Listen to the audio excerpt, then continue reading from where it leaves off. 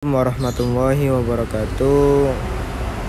Di sini saya perwakilan dari kelompok 2 akan mempresentasikan terkait keperawatan anak dengan penyakit tipoid. Definisi dari tipoid itu sendiri adalah suatu penyakit infeksi sistemik yang disebabkan oleh bakteri Salmonella typhi. Hal ini banyak dijumpai secara luas di berbagai negara berkembang, yakni yang terletak di daerah tropis dan subtropis. Gejala yang muncul ini kisaran waktu 1-3 minggu setelah terkena. Gejalanya meliputi demam tinggi atau hipertermi pada malam hari yang berkepanjangan, kenaikan suhu pada minggu pertama, hal ini menurun pada pagi hari dan meningkat pada sore dan malam hari. Gejala lain yang timbul adalah sakit kepala, mual muntah, kehilangan nafsu makan, sembelit atau diare disertai bintik-bintik merah muda di dada. Dan ada juga pembesaran limpa dan hati. Etiologi dari tipoid itu sendiri adalah disebabkan oleh bakteri Salmonella typhi. Salmonella paratyphi A, B, dan C. Termasuk Jesus Salmonella yang tergolong dalam famili Enterobacteriaceae. Salmonella bersifat bergerak, berbentuk spora, tidak berkapsul, tahan terhadap berbagai bahan kimia, tahan dalam beberapa hari, bahkan minggu pada suhu kamar, tahan pada bahan limbah, bahan makanan kering, bahan farmasi, dan tinja. Bakteri Salmonella typhi mati pada suhu 54,4 derajat Celcius dalam 1 jam, atau bisa mati dalam 60 derajat Celcius dalam 15 menit. Bakteri Salmonella typhi mempunyai antigen 0 somatik. Adalah komponen dinding sel dari lipopolisakarida yang stabil pada panas, dan antigen H atau flagellum adalah protein yang labil terhadap panas. Pada Salmonella typhi, Seyronella Dublin, Salmonella Hirschfeldi terhadap antigen Fi, yaitu polisakarida kapsul.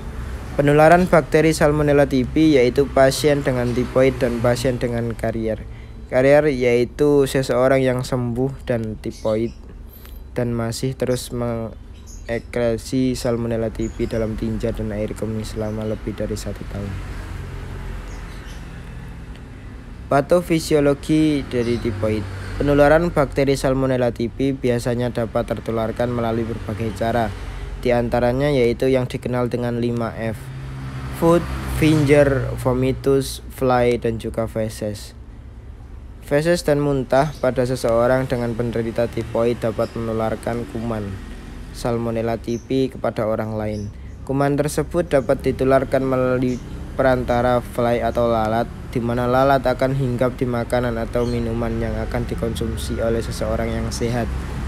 Apabila seseorang tersebut kurang memperhatikan kebersihan dirinya, seperti mencuci tangan sebelum makan, dan makanan yang tercemar bakteri Salmonella typhi masuk ke dalam tubuh seseorang yang mengkonsumsi makanan tersebut melalui mulut. Penata laksanaan. Yang pertama yakni istirahat dan perawatan. Bisa dilakukan tirah baring dan perawatan untuk mencegah komplikasi. Tirah baring adalah perawatan di tempat, termasuk makan, minum, mandi, buang air besar, dan buang air kecil, akan membantu proses penyembuhan. Dalam perawatan perlu dijaga kebersihan perlengkapan yang dipakai. Yang kedua yakni asuhan gizi. Hal ini gizi daripada pasien itu sendiri harus tercukupi. Pathway untuk penyakit tipoid, yakni diawali dengan bakteri Salmonella typhi. Hal ini masuk ke saluran cerna melalui makanan atau minuman. Ini bisa menyebabkan peradangan pada saluran cerna. Di samping itu, sebagian akan dimusnahkan di lambung. Ketika bakteri Salmonella typhi masuk dan sebagian dimusnahkan di lambung, akan mengakibatkan peningkatan produksi daripada asam lambung, sehingga mengakibatkan mual muntah serta penurunan nafsu makan, dan akhirnya berat badan pasien akan menurun. Sedangkan ketika bakteri itu menyebabkan peradangan pada saluran cerna, hal ini akan merangsang pelepasan pirogen atau leukosit. Zat pirogen beredar dalam darah, masuk ke hipotalamus, sehingga direspon dengan meningkatkan suhu pada tubuh pasien. Hal ini yang disebut dengan demam tipoid. Hal ini bisa terjadi karena dua hal, yakni infeksi kuman pada usus halus dan juga peningkatan suhu tubuh. Peningkatan suhu tubuh ini disebut dengan hipertermi. Infeksi kuman pada usus halus ini terjadi di ileum terminalis yang terjadi pada dua hal. Sebagian menembus lamina propria yang masuk ke aliran darah masuk dan bersarang di hati dan limfa. Hal ini hepatomegali dan splenomegali. Sedangkan sebagian yang hidup dan menetap di ileum terminalis, yakni menyebabkan pendarahan dan perforasi dan tubuh banyak kehilangan cairan sehingga mengakibatkan hipovolemia. Hal itu bisa juga menyebabkan hipertermi.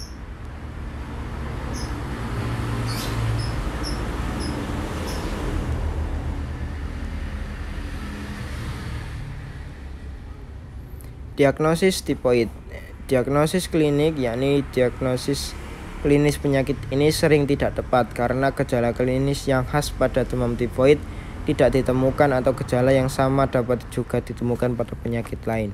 Maka diagnosis klinis demam tifoid seringkali terlewatkan karena pada penyakit dengan demam beberapa hari tidak diperkirakan kemungkinan diagnosis demam tifoid. Diagnosis mikrobiologik atau pembiakan kuman. Metode diagnosis mikrobiologis adalah metode yang paling spesifik dan lebih dari 90% penderita yang tidak diobati. Kultur darahnya positif dalam minggu pertama. Hal ini menurunkan drastis setelah pemakaian obat antibiotik, di mana hasil positif menjadi 40%. Meskipun demikian, kultur sumsum tulang tetap memperlihatkan hasil yang tinggi, yaitu 90% positif. Pada minggu-minggu selanjutnya, hasil kultur darah menurun, tetapi kultur urin meningkat, yaitu 85% dan 25% berturut-turut positif pada minggu ketiga dan 4. Organisme dalam tinja masih dapat ditemukan selama 3 bulan dari 90% penderita, dan kira-kira 3% penderita tetap mengeluarkan kuman Salmonella typhi dalam tinjanya untuk jangka waktu yang lama. Intervensi pada pasien tipoid, yakni dengan diagnosa hipertermi berhubungan dengan proses penyakit, misal infeksi bakteri Salmonella. Setelah dilakukan tindakan keperawatan selama 1x24 jam, diharapkan termogulasi membaik dengan kriteria hasil, yakni menggigil menurun, terus pasien dalam keadaan pucat menurun, hipoksia menurun, suhu tubuh membaik, suhu kulit membaik, tekanan darah membaik. Intervensi yang dilakukan yakni manajemen hipertermi dengan observasi, identifikasi penyakit hipertermi, monitor suhu tubuh, monitor kadar elektrolit, monitor luaran urin, monitor komplikasi akibat hipertermi. Sedangkan terapeutiknya yakni sediakan lingkungan yang dingin, longgarkan atau lepaskan pakaian, basahi dan kipasi permukaan tubuh, berikan cairan oral. Ganti linen setiap hari atau lebih sering jika mengalami hiperhidrosis atau keringat berlebih. Lakukan pendinginan eksternal, misal selimut hipertermi atau kompres dingin pada dahi. Hindari pemberian antipiretik atau aspirin. Berikan oksigen jika perlu. Edukasi anjurkan tirah baring, kolaborasi cairan dan elektrolit intravena jika perlu. Diagnosa yang kedua yakni hipovolemia berhubungan dengan kehilangan cairan aktif. Setelah dilakukan tindakan keperawatan selama 1x24 jam, diharapkan status cairan membaik dengan kriteria hasil: kekuatan nadi meningkat, tukar kurit meningkat, output urin meningkat, intake cairan membaik, frekuensi nadi membaik, tekanan darah membaik, berat badan membaik. Intervensi yang dilakukan yakni manajemen hipovolemi dengan observasi, periksa tanda dan gejala hipovolemi, monitor intake dan output cairan dengan terapeutik, Hitung kebutuhan cairan, berikan posisi motif Voltaren Hildenburg, berikan asuhan cairan oral. Dengan edukasi, anjurkan memperbanyak asupan cairan oral, anjurkan menghindari perubahan posisi secara mendadak. Kolaborasi pemberian cairan IV isotonis, kolaborasi pemberian cairan IV hipotonis, kolaborasi pemberian cairan koloid, kolaborasi pemberian produk darah. Diagnosa yang ketiga yakni defisit nutrisi berhubungan dengan peningkatan kebutuhan metabolisme. Setelah dilakukan tindakan keperawatan selama 1x24 jam, diharapkan status nutrisi membaik dengan kriteria hasil porsi makan yang dihabiskan meningkat, berat badan membaik, indeks massa tubuh membaik, frekuensi makan membaik, nafsu makan membaik, bising usus membaik. Dengan intervensi manajemen nutrisi yakni dengan observasi, identifikasi status nutrisi, identifikasi alergi dan intoleransi makanan, identifikasi makanan yang disukai, identifikasi kebutuhan kalori dan jenis nutrisi, identifikasi perlunya penggunaan selang nasogastrik, monitor asupan makanan, monitor berat badan, dan monitor hasil pemeriksaan laboratorium. Dengan terapeutik, lakukan oral hygiene sebelum makan, fasilitasi menentukan pedoman diet, sajikan makanan secara menarik dan suhu yang sesuai, berikan makanan tinggi serat dan untuk mencegah konstipasi, berikan makanan tinggi kalori dan tinggi protein, berikan suplemen makanan jika perlu, hentikan pemberian makanan melalui selang nasogastrik jika asupan oral dapat ditoleransi. Edukasi, anjurkan posisi duduk jika mampu, anjurkan diet yang diprogramkan. Kolaborasi pemberian medikasi sebelum makan, kolaborasi dengan ahli gizi untuk menentukan jumlah kalori dan jenis nutrisi yang dibutuhkan jika perlu.